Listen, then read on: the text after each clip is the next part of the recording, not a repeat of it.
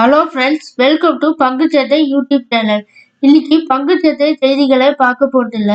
அதுக்கு முன்னாடி ஒரு முக்கியமான டாபிக் பற்றி தான் நம்ம பார்க்க போறோம். அது என்ன டாபிக்னா, ஹையஸ்ட் டிவிடெண்ட் ஈல்டு கொடுத்த 2023-24 உள்ள பிஎஸ்சி ஸ்டாக் லிஸ்ட்ல ஒரு 6 ஸ்டாக்கை பற்றி நம்ம பார்க்கலாம். அதுக்கு முன்னாடி ஒரு டிஸ்க்ளைமர் இருக்கு. இந்த 6 ஸ்டாக்குமே நாங்கள் ஒரு வருஷத்துக்கு முன்னாடி அக்குமுலேட் பண்ணிட்டு வந்துட்டு இருக்கோம். இந்த 6 ஸ்டாக்குமே இறங்க ஆவரேஜ் பண்ணிட்டு வந்துருக்கோம். அப்போ ஏறிச்சுன்னா நாங்கள் ஸ்விங் ட்ரேடிங் பண்ணுவோம். இந்த 6 ஸ்டாக்குமே ரெக்கமெண்டேஷன் கிடையாது. நீங்கள் தான் இந்த ஸ்டாக்ல இன்வெஸ்ட்மெண்ட் பண்ணணும்னு நினைச்சீங்கன்னா உங்களுடைய ஃபினான்சியல் அட்வைசர்கிட்ட கன்சல்ட் பண்ணிட்டு இன்வெஸ்ட்மெண்ட் பண்ணலாம். அந்த 6 ஸ்டாக்கையும் ஃபர்ஸ்ட் ஃபண்டமெண்டல் அனலைஸும், அப்புறம் அடுத்ததா இது எவ்வளோ நமக்கு ரிட்டர்ன் கொடுத்துருக்கு, டிவிடெண்ட் மூலிமா எவ்வளோ ரிட்டர்ன் கொடுத்துருக்கு, அந்த ஷேர் மூலிமா எவ்வளோ ரிட்டர்ன் கொடுத்துருக்கு, அந்த டீட்டெயில்ஸையும் நம்ம இந்த வீடியோக்குள்ளே பார்க்கலாம். வாங்க இப்போ வீடியோக்குள்ளே போகலாம். இந்த வீடியோவை மிஸ் பண்ணாமல் பாருங்கள். அப்போ தான் உங்களுக்கு சொல்லப்பட்ட தகவல்கள் எல்லாம் முழுமையாக தெரிய வரும். இப்போ இந்த கெயிலோட ஸ்டாக்கை ஃபண்டமெண்டல் அனலைஸை ஸ்க்ரீனரில் நம்ம போய் பார்க்கலாம். ஸ்க்ரீனில் கெயிலோட ஸ்டாக் பற்றி பார்த்தோம்னா இதோட மார்க்கெட் கேபிட்டல் 1,23,976 கோடியாக இருக்குது. டிவிடெண்ட் ஈல்டும் 2.92% இருக்குது. புக் வேல்யூ 111 இருக்குது. ROE பார்த்தீங்கன்னா பரவாயில்ல, 8.69. ROCE 9.76, அதுவும் பரவாயில்ல. இப்போ இதை பிஎஸ்ல போய் கம்பேர் பண்ணோம்னா EPS 12.27% இருக்குது. ஆனால் பரவாயில்ல, ஒரு மாட்ரேட்டாக இருக்குது. பிஇ பார்த்தீங்கன்னா 15 இருக்குது. பெட்ரோநெட் எல்என்ஜியை விட கொஞ்சம் அதிகமாக இருக்குது. ப்ரைஸ் டு சேல்ஸ் பார்த்தீங்கன்னா கொஞ்சம் சீப்பாக தான் இருக்குது. ஆனால் பெட்ரோநெட் எல்என்ஜியை விட கொஞ்சம் அதிகமாக இருக்குது. புக் வேல்யூ பார்த்தீங்கன்னா 1.70 இருக்குது. டெப்ட் 0.25 இருக்குது. ROE 8.69, ROCE 9.76 இருக்குது. பரவாயில்ல. இதோட குவார்டர்லி ரிசல்ட் பார்த்தீங்கன்னா நல்லாவே கொடுத்துருக்காங்க. சேல்ஸ் அதிகமாக இருக்குது. நெட் ப்ராஃபிட்டும் அதிகமாக இருக்குது. இப்போ அடுத்ததாக பார்க்கக்கூடிய ஸ்டாக் ஐஓசி ஃபண்டமெண்டல் அனலைஸும் பார்ப்போம். ஐஓசியோட மார்க்கெட் கேபிட்டல் பார்த்தீங்கன்னா 2,46,557 கோடி. இதோட புக் வேல்யூ 118 இருக்குது. இதுவே நமக்கு அண்டர் வேல்யூவேஷன் தான் இருக்குது. பரவாயில்ல. ஆனால் ரேட்டு இப்போ உள்ள ரேட்டு 175 ரூபாயில் இருக்குது. டிவிடெண்ட் ஈல்டு பார்த்தீங்கன்னா 2.86% இருக்குது. இதை பிஎஸ்ல போய் நம்ம கம்பேர் பண்ணி பார்க்கலாம். ஐஓசி கம்பேர் பண்ணோம்னா பிஇ 5.26, கொஞ்சம் பரவாயில்ல. பிஇ பிபிசிஎல் ஆனால் ஹெச்பிசிஎல் விட கொஞ்சம் அதிகமாக இருக்குது, அவ்வளோதான் பிஇ. EPS 33.19 இருக்குது. Book value price to book value பார்த்தீங்கன்னா 1.48. மற்ற ஷேரை கம்பேர் பண்ணதை விட ரொம்ப சீப் ரேட்டில் நமக்கு கிடைக்கிது ஐஓசி. டெப்ட் ஈக்விட்டி 0.69 இருக்குது.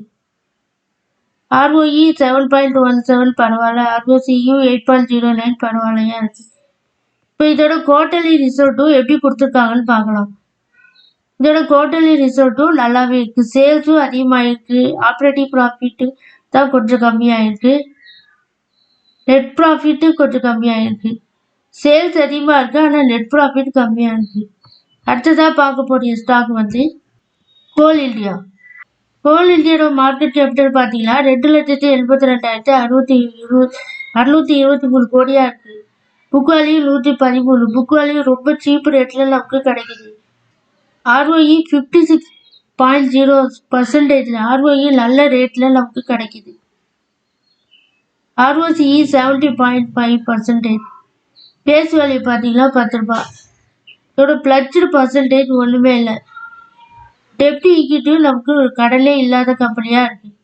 இதை பிஎஸ்ல போய் பார்த்தோம்னா மற்ற ஸ்டாக்கை கம்பேர் பண்ணும்போது கோல் இந்தியா பிஇ ரொம்ப சீப் ரேட்டில் நமக்கு கிடைக்கிது. ப்ரைஸ் டு சேல்ஸும் பரவாயில்ல, ஆனால் வேதாந்தத்தை விட கொஞ்சம் அதிகமாக இருக்குது. டெப்ட் ஈக்விட்டியும் நமக்கு 0.09 தான் இருக்குது. ROE நல்ல ரேட்டில் இருக்குது. 55.99 இருக்குது. ROCE 70.49 இருக்குது. இதோட குவார்டர் ரிசல்ட் பார்த்தீங்கன்னா ரொம்பவே நல்லா கொடுத்துருக்காங்க. சேல்ஸும் அதிகமாக இருக்குது. ஆப்ரேட்டிங் ப்ராஃபிட்டும் அதிகமாக இருக்குது. நெட் ப்ராஃபிட்டும் பார்த்தீங்கன்னா 6,814 9,094 போயிருக்கு. அடுத்ததான் நம்ம பார்க்க போகிற ஸ்டாக் வந்து பிபிசிஎல். பிபிசிஎல் மார்க்கெட் கேபிட்டல் பார்த்தீங்கன்னா 1,35,513 கோடியா இருக்கு. Book value 327. இதுவே சீப் ரேட்ல தான் நமக்கு கிடைக்குது. இதோட டிவிடெண்ட் ஈல்டு பார்த்தீங்கன்னா 3.36% நமக்கு தராங்க. இதை பிஎஸ்ல போய் கம்பேர் பண்ணி பார்த்தோம்னா பிபிசிஎல் பிஇ பார்த்தீங்கன்னா 4.45 இருக்கு. சிபிசிஎல் விட கொஞ்சம் அதிகமாக இருக்குது, அவ்வளோதான். ஆனால் இதுவும் டிஸ்கவுண்ட் ரேட்டில் தான் நமக்கு கிடைக்குது. ப்ரைஸ் டு சேல்ஸும் பரவாயில்ல, 0.30 இருக்குது. டெப்டும் பரவாயில்ல, 0.79 இருக்குது. ஆர்ஓஇ பரவாயில்ல, 6.34 இருக்குது. கரண்ட் ரேஷியோ 0.88 இருக்குது. இதோட குவார்டர் ரிசல்ட் பார்த்தீங்கன்னா சேல்ஸ் அதிகமாக இருக்குது, ஆப்ரேட்டிங் ப்ராஃபிட் தான் ஆனால் கம்மியாக இருக்குது. நெட் ப்ராஃபிட்டும் பார்த்தீங்கன்னா கம்மியாக இருக்குது. 8,244 3,187 கோடியாக இருக்குது. அடுத்ததாக பார்க்கக்கூடிய ஸ்டாக் வந்து ONGC. ONGC stock market capital பார்த்தீங்கன்னா 3,49,858 கோடியாக இருக்குது. இதோட ஆர்ஓஇயும் பரவாயில்ல, 14.1% இருக்குது. புக் வேல்யூ பார்த்தீங்கன்னா 246 இருக்குது.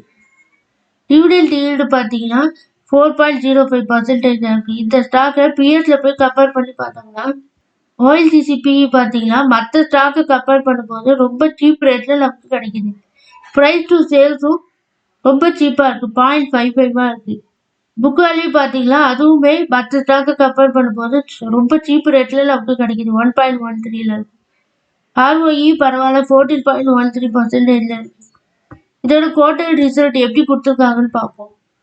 குவார்டர் ரிசல்ட்டுமே ரொம்ப நல்லா இருக்கு. சேல்ஸும் அதிகமாக இருக்கு, ஆப்ரேட்டிங் ப்ராஃபிட் ஆனால் கம்மியாக இருக்கு, நெட் ப்ராஃபிட்டு ஆனால் கொஞ்சம் கம்மியாக இருக்கு. அடுத்ததான் நம்ம பார்க்கக்கூடிய ஸ்டாக் வந்து ஆயில் இந்தியா. ஆயில் இந்தியாவோட மார்க்கெட் கேபிட்டல் பார்த்தீங்கன்னா 68,328 கோடி. Book value 370. இதுவே சீப் ரேட்ல தான் நமக்கு புக் வேல்யூ கிடைக்குது. டிவிடெண்ட் ஈல்டு பார்த்தீங்கன்னா 3.17%. ஆர்ஓஇ பார்த்தீங்கன்னா 25.2%. இதுவுமே நல்ல ஆர்ஓஇயா இருக்கு. பிளட்ஜ்டு பர்சன்டேஜ் வந்து எதுவுமே இல்லை. கடல் எந்த ஒரு சொத்தையும் வச்சு நமக்கு அடமானம் வச்சு வைக்கலன்னு அர்த்தம்.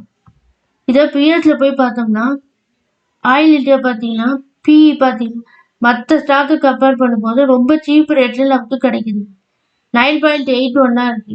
ப்ரைஸ் டு சேல்ஸ் தான் ONGCயை விட கொஞ்சம் அதிகமாக இருக்கு, 2.19 இருக்கு. டெப்ட் ஈக்விட்டி 0.56 இருக்கு. ஆர்ஓஇ நல்ல ஆர்ஓஇயா இருக்கு.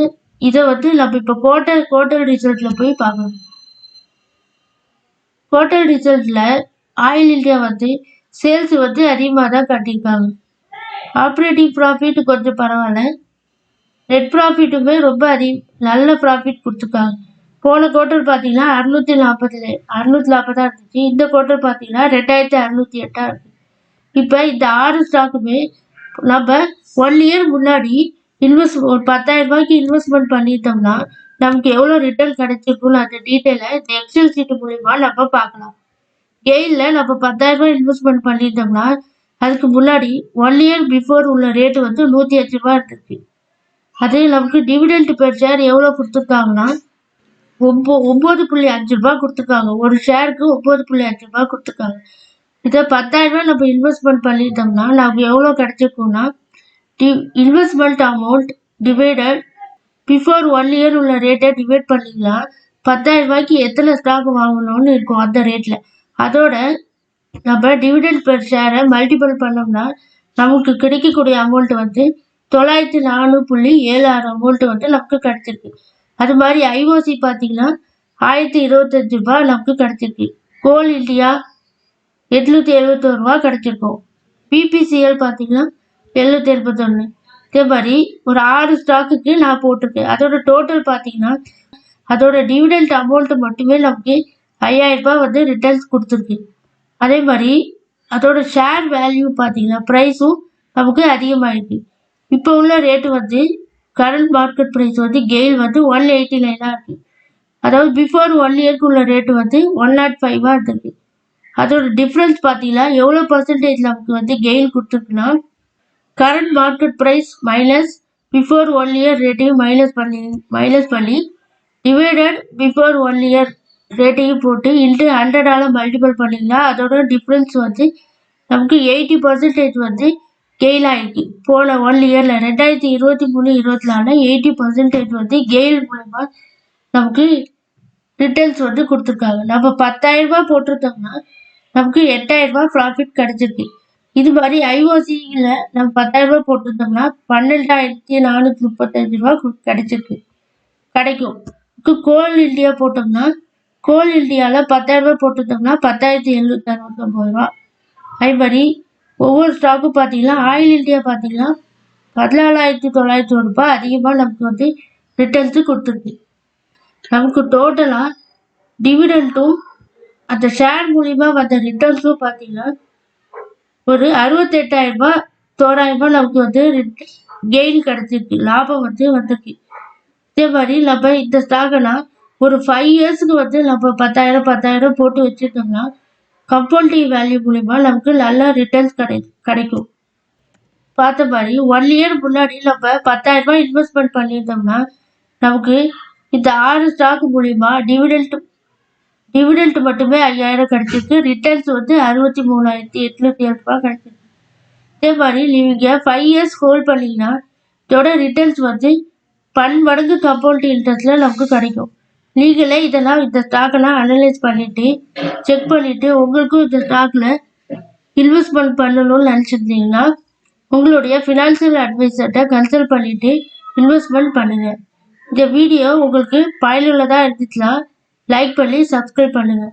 இதே மாதிரி நல்ல டிவிடெண்ட் கொடுத்த ஸ்டாக்காக நீங்கள் இன்வெஸ்ட்மெண்ட் பண்ணிங்கன்னா உங்களுக்கு நல்ல யூஸ்ஃபுல்லாக இருக்கும். இது இல்லாமல் வீட்டில் இருக்க லேடிஸும் இதை மாதிரி இன்வெஸ்ட்மெண்ட் பண்ணிங்கன்னா நீங்கள் 1 இயருக்கு எதுவுமே பண்ண வேண்டியதில்லை. உங்களுடைய டிமேட் அக்கௌண்ட்டை மட்டும் ஓப்பன் பண்ணி இந்த ஒரு 6 ஸ்டாக்கில் உங்களால் முடிஞ்ச அமௌண்ட்டை இன்வெஸ்ட்மெண்ட் பண்ணிங்கன்னா நல்ல கெயின் ரிட்டர்ன் கிடைக்க வாய்ப்பு இருக்குது. இந்த வீடியோ உங்களுக்கு பயனுள்ளதாக இருக்கும்னு நினைக்கிறேன். அப்படி பயனுள்ளதாக இருந்துச்சுன்னா லைக் பண்ணி சப்ஸ்கிரைப் பண்ணுங்க. எல்லாரும் டிஸ்க்ளைமரை பார்த்துக்கோங்க. நான் ஒரு செபி ரிஜிஸ்டர்ட் அனலிஸ்ட் கிடையாது. நீங்கள் எதாவது ஸ்டாக்கில் இன்வெஸ்ட்மெண்ட் பண்ணணும்னா உங்களுடைய ஃபினான்ஷியல் அட்வைஸ் கன்சல்ட் பண்ணிவிட்டு இன்வெஸ்ட்மெண்ட் பண்ணுங்கள்.